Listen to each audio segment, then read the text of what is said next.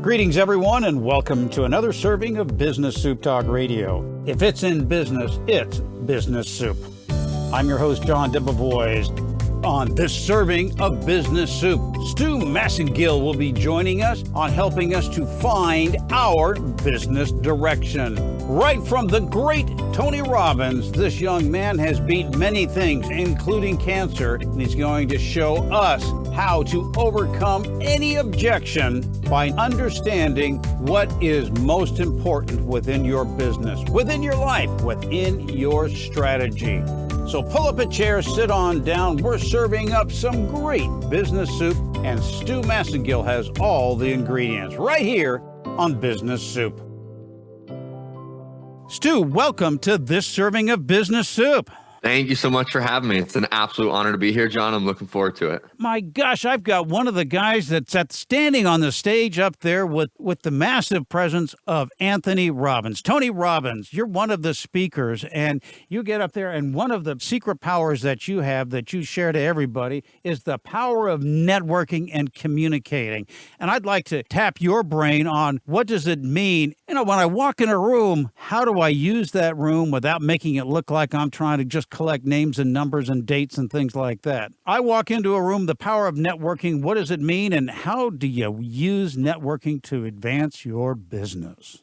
I think first and foremost, it's adapting a philosophy, and this is a philosophy I live my life by, is that through effective communication and networking, you can open any door of opportunity. People said it in different ways. Your network is your net worth, and it's all more or less the same thing, but with effective communication and networking, you truly can open any door of opportunity. So what I always suggest for people is the moment, let's say you go to a networking event, and the honest truth is your networking event is your life. Sometimes we go to networking events to meet people, but the honest truth is that if we want to create open doors everywhere in our life for our business, find ways to grow it more, we need to have this philosophy that we need to network every moment of our life. And so the biggest way that I would really start that process, if I were someone who wanted to build my network, is I've adopted a simple philosophy. And this was because I was the kid that grew up that was shy, that was introverted, that didn't know how to have a conversation with someone, and truly couldn't grasp how people had conversations. I was like, what do they talk about? And so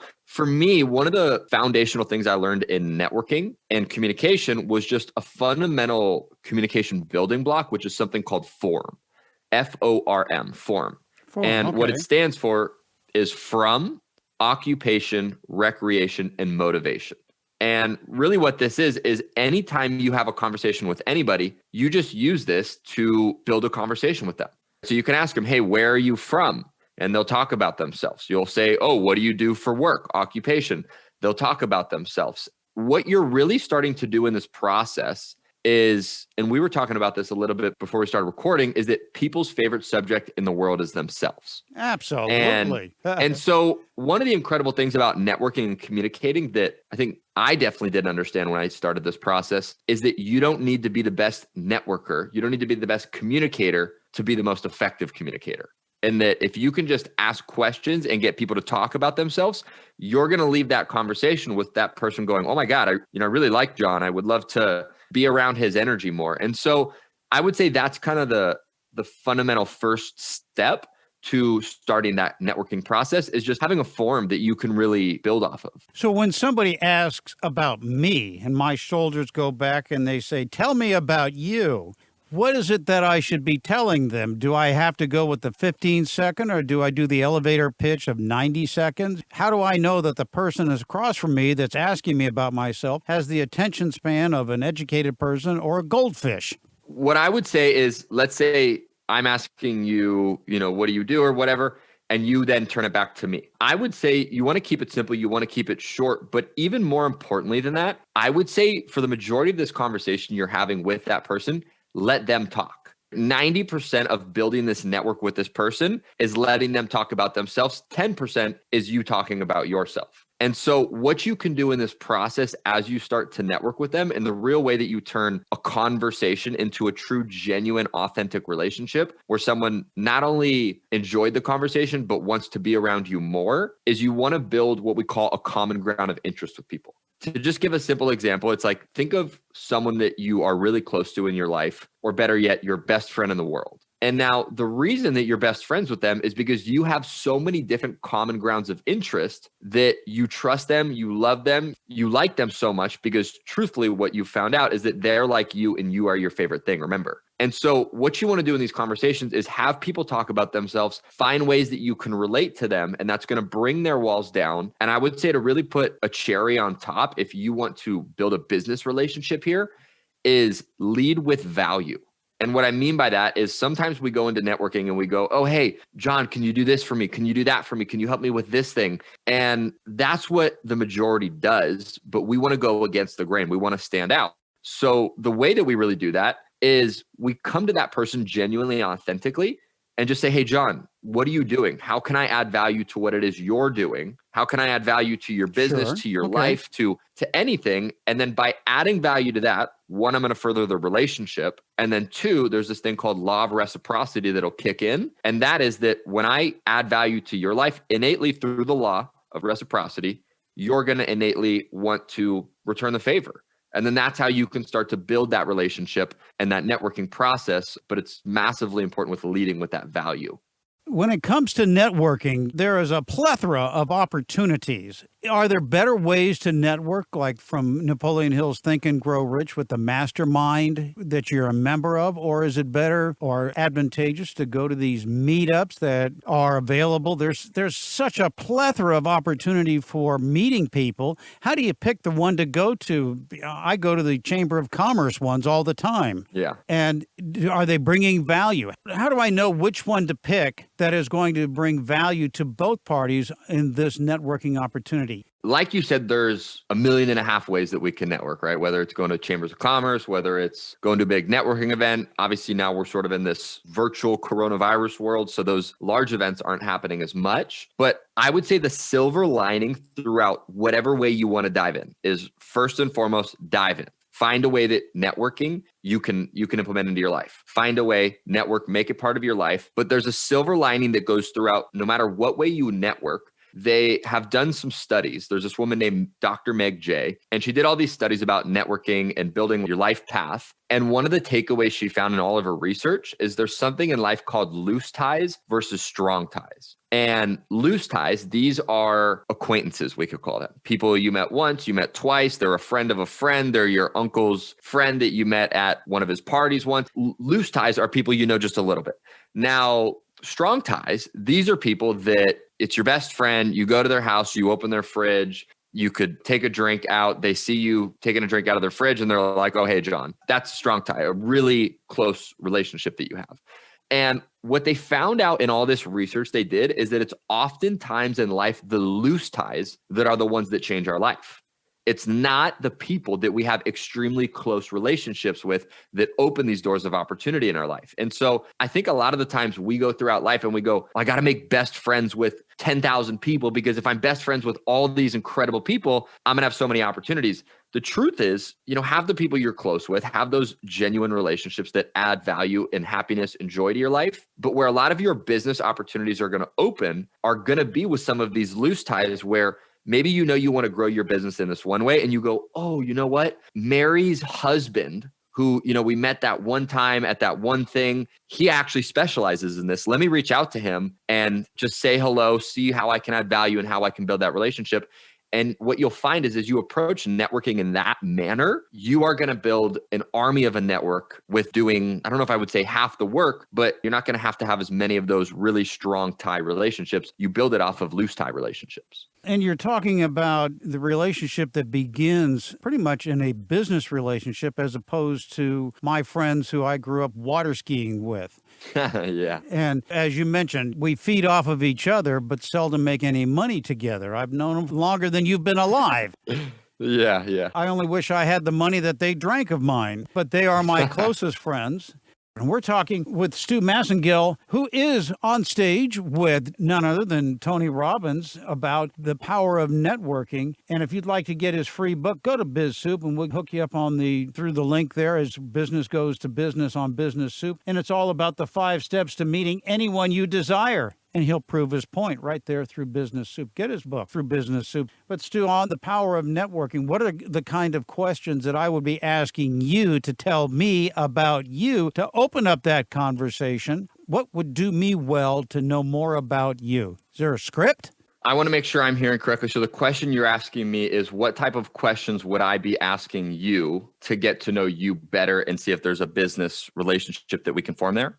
Yeah, if that's my goal, to go to network to find out, is there a relationship between you and I? How do we work together? What are the kinds of questions that I would ask you, or back and forth, that is going to open up a relationship and give me the information that I'm looking for to find out, hey, maybe Stu's got something that I can use that my audience, in my particular case, can use.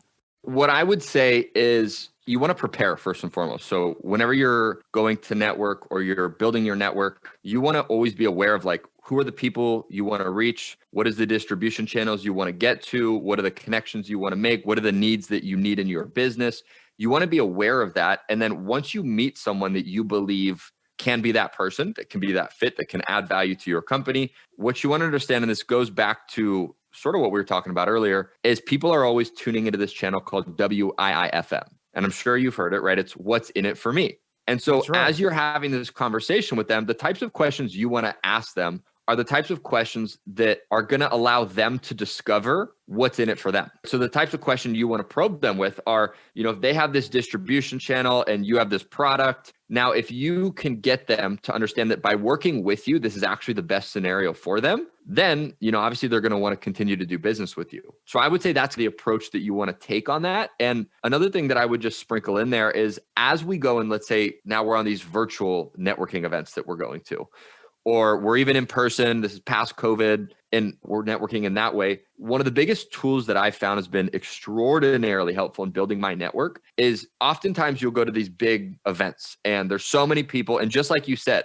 the opportunity there is, let me meet these people, talk for 90 seconds, see if this is someone I want to further a relationship with, and then let me continue meeting people, because that's the purpose. It's, how many people can you meet? And out of those people, how many can you really build a relationship with? And so one of the best ways I've found to take yourself and that person off of that platform to really build a one-on-one relationship is a very simple strategy. And I just call it buying people lunch. So it's like, whoever you want to network with, tell them, hey, I'd love to take you to lunch. I'd love to pick your brain a little bit. I'll buy. And now what's happening is they're going to eat. Now it's free, and now they get to do it with a friend. And as we're in this virtual world, you can even do virtual lunches. I've done this with many people, and it's a way that you can stand apart from the pack, but just tell this person, hey, I'd love to go to lunch with you and pick your brain. Lunch is on me. I'm going to have it Postmated or Uber Eats to your door. Just tell me what you want. I'll have it ordered there. And then, I'll see you on Zoom when your lunch gets to the door. And that's a way you can really build that relationship. And now you stand out because they go, oh my God, they sent me lunch. That's something most people aren't doing. And that allows you to further build that relationship. That's a great idea, because I've just been on my virtual meetings and I'll go, hey guys, first round's on me, and I'm not doing anything. Yeah. That's always just the joke there. So that's a great idea. Send them lunch, have it delivered, and now you've got them captured. You have their attention, and now you can delve into and build the relationship over lunch, and it's as close to being in person as possible, as opposed to just going into a Zoom or a StreamYard where there's 50 people that are boring you to death, and a lot of them don't have the speaking capability. We're not talking to 50 Tony Robbins up there or Stu Massengills who can capture your attention. A lot of people haven't learned the skills of public presentation. So when I go into your workshops that you are known to do, why am I going there, and what can I expect to get out of those workshops that obviously are going to cause me to sit up and pay attention? Some of the workshops that I do with Tony Robbins or with Finding Direction itself. Well, let's talk about the ones that you do yourself. This is the Stu Massengill show. Yeah, I love it. Yeah. So in Finding Direction, really the biggest thing we help people do, and it's many different aspects of your life, is build that clarity around what is it that you want to do with your life. And when we come into a workshop, that's really what we help people discover, because oftentimes, and I won't go too deep into it, but to just touch on the surface, a lot of the times, whether it's, we're trying to figure out what's the next business we want to start, or we're trying to get out of retirement, or for even some of the younger crowd, we're graduating from college, or we're getting into the real world. We oftentimes face this dilemma, and it's especially real right now because of social media and there's so much stimulus in the world. Oftentimes we find ourselves in this place of feeling like there's so many different directions we could go. We could do this, we could do that, we could do the other, we could do the next thing, we could do the last thing. And kind of finding ourselves in this place of just not sure where we really want to go. And so one of the things that we found out is if you start to look back on your life, you'll realize that you've had several things throughout your life that you've always been pulled towards. Like for you, one of those was bull riding, right? And you've discovered that at a young age that you said, man, this is something I'm pulled towards. I'm going to go try that. And so really what we help people do in our sessions, about 60, 90-minute sessions, is we help people discover what are the things that lit you up in your life. And then most importantly, how do we turn that into a reality in your life so that you can wake up and you can live a life that you have the cliche saying of you never work a day in your life if you love what you do. So that's kind of the process that we really take people through in that process. So you help me identify where I want to go by identifying who I am and what it is that I like to do. I have, as you mentioned, the bull riding. I have moved beyond that lifestyle, but the lessons that I learned from it remarkably have applied towards business because I am fearless. And you have to be fearless when you rodeo because you can't go into something being afraid of it. Otherwise, that will be your destination. And a lot of people will go into business or they won't go into business because they fear that they will fail. Well, when you fear something, that's typically the destination that you will achieve. And I learned that, and it would hurt. I used to say, it's only 8 seconds. What could go wrong? Well, those are the longest 8 seconds of your life. A lot. Sometimes.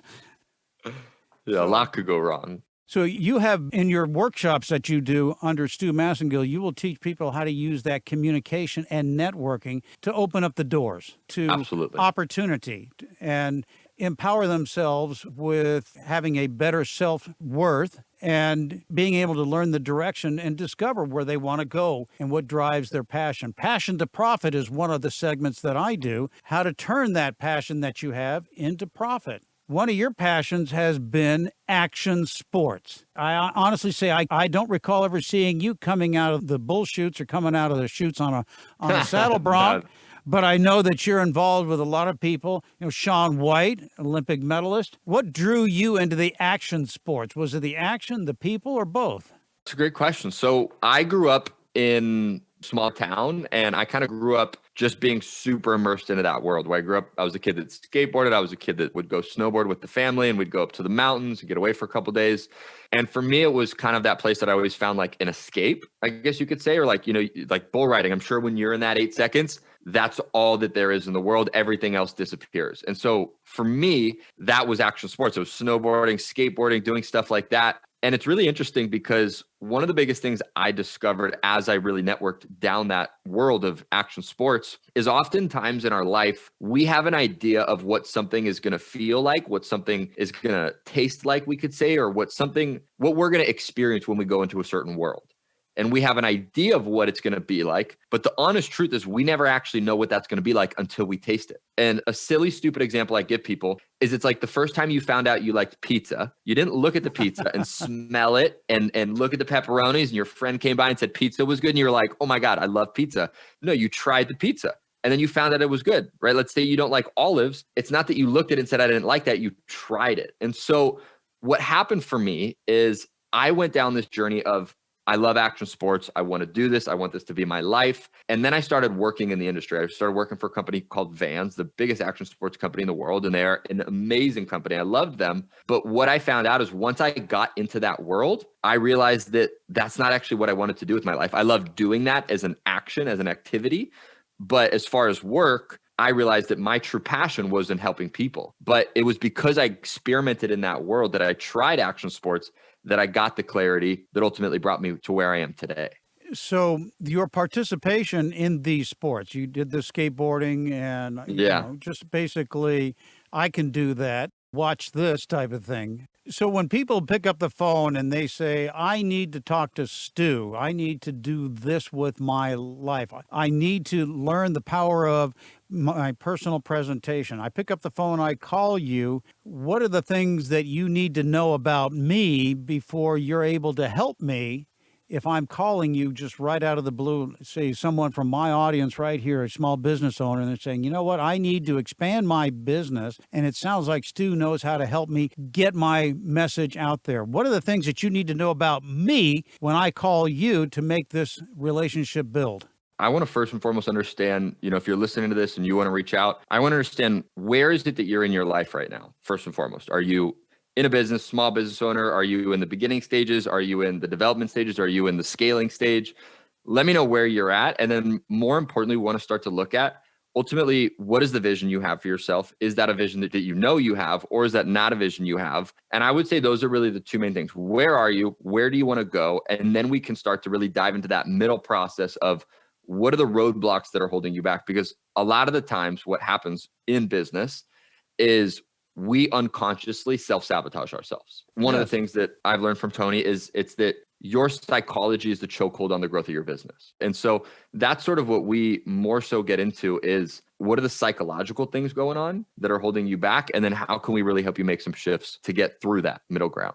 So when I call you and you want to help me get through these, what if my vision is that I need to expand my business or capture some of my business back and learn how to present my product, my business, my service, myself online? I need to start producing, say, webinars. That's a great way to get the message out.